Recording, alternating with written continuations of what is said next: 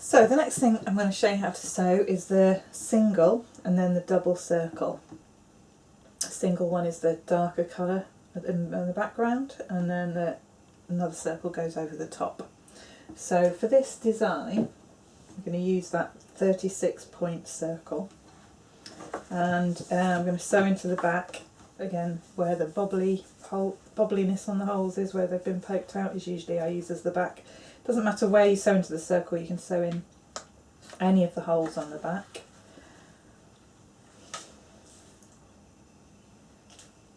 And stick it down on the back. And then what we're going to do for this first circle is to count 11 holes around from where you've come out on the front. So the next hole along will be 1. You can count either way, it doesn't really matter. I usually go anti-clockwise. 1, 2, 3, 4, 5, 6, 7, 8, 9, 10, 11. And then we're going to sew into the 11th hole around. So you get a long piece of thread that goes over the front of the circle. And then on the back we're going to sew into what in effect is number 10. So it's the next hole back from where you've just sewn into. So 1 around the circle. If you've counted anti-clockwise, you'll be going clockwise now around the circle. If you counted clockwise, you'll be going anti-clockwise. So you're sewing into 10. So you're 1 hole behind where you've counted round 2 and sewn into. And then you're sewing over the top into the next hole around the circle. And you're going to keep going in the same direction, so sewing into the next hole clockwise if you started anti-clockwise, counted anti-clockwise. So I'm going to go the same way on both sides as I sew. Across here, going clockwise again.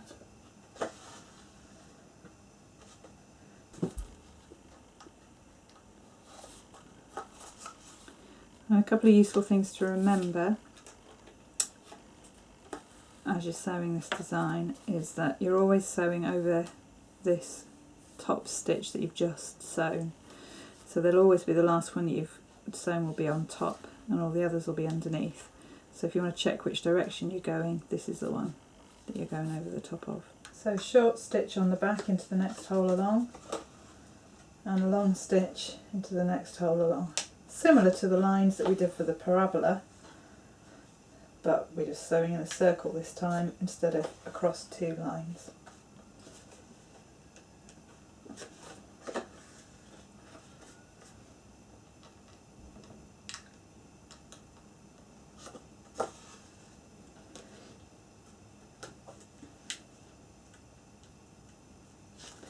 And what you'll get on the back is this, again, like a running stitch.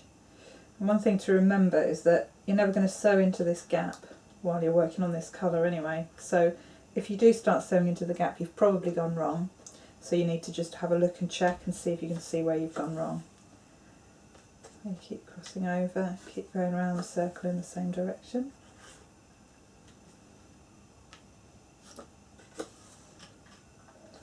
Sometimes people find it useful to draw an arrow on the back somewhere in the direction that you're going. That's because when you turn it over on the back you can see the arrow, so you can do that if you want to.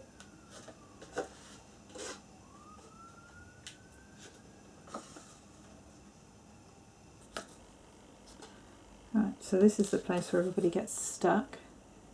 It's when you've sewn into all the holes on this side once and you're not sure where to go next, but actually you just need to keep on going. This is your last stitch here over the top, so you just need to come out of the next hole along and then cross over that one into the next hole along that circle.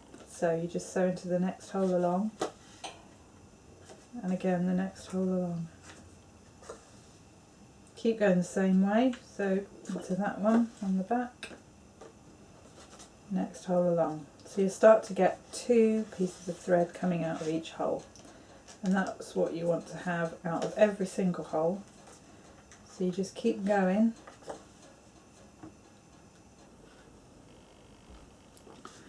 Okay, until you get to a point where you've run out of thread, and then stick it down. Usually leave this bit long so that I can see where I've finished.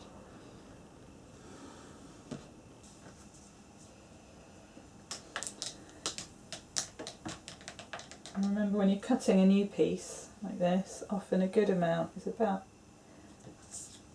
an arm and a body worth.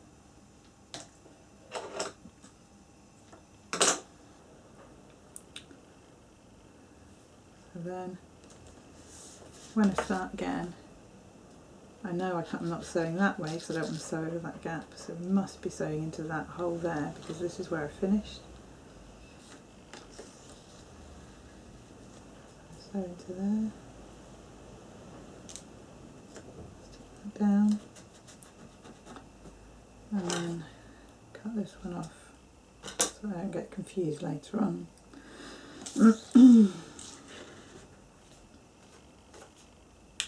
Keep sewing into the next hole, keep sewing over the top of this thread, the one that's on top, not the one that's underneath.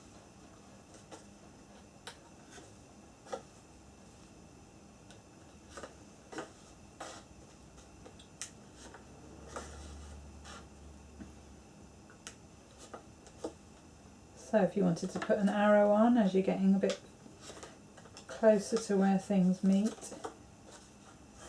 you could do that. You think, right, well I'm heading that way, so my arrow must go that way.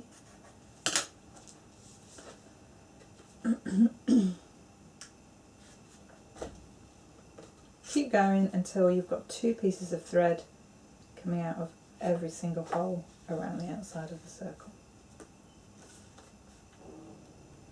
If you do get a bit stuck at any point, you can count to make sure that you're going the right number. So it'll be 11. So it'll be 1, 2, 3, 4, 5, 6, 7, 8, 9, 10, 11. So you, oh yeah, that must be right. I'll go into there.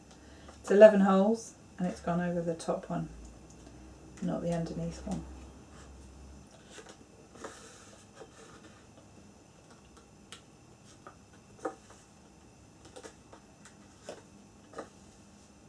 Okay, so now I've got 2 pieces of thread coming out of every single hole. I know I'm finished. I've got this circle in the middle. So I'm just going to take that down. I'm going to cut off these long threads so they don't confuse me later. And cut that one off short as well. So we can start anywhere we want with the second colour. So now we're going to sew this second colour over the top, which is going to have a smaller circle in the middle.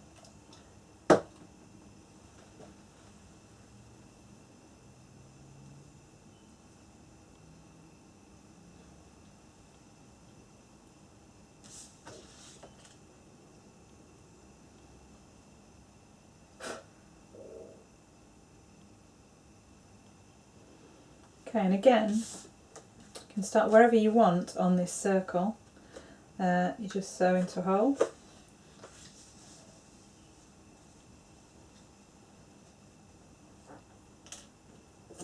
Stick it down.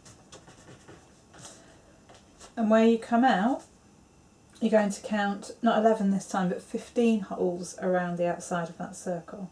So from where your thread comes out, 1 is the next hole. 1, 2, 3, 4, 5, 6, 7, 8, 9, 10, 11, 12, 13, 14, 15. So sewing into the 15th hole, and then exactly the same as we did for the first circle, we're going to go back to, in effect, 14, and then sew over the top, and then into the next hole along, and then over the top again, and keep on doing exactly the same thing as we did for the first circle now, just sewing exactly that same pattern.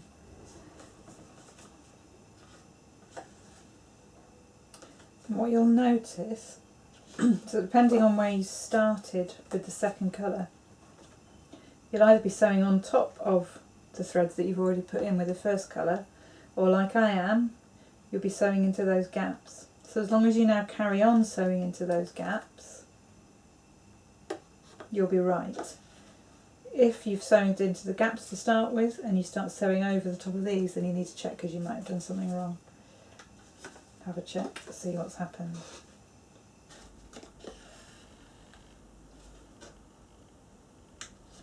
And so you just keep going until, in exactly the same way as the first circle, you've got 2 pieces of this colour thread coming out of every single hole around that circle.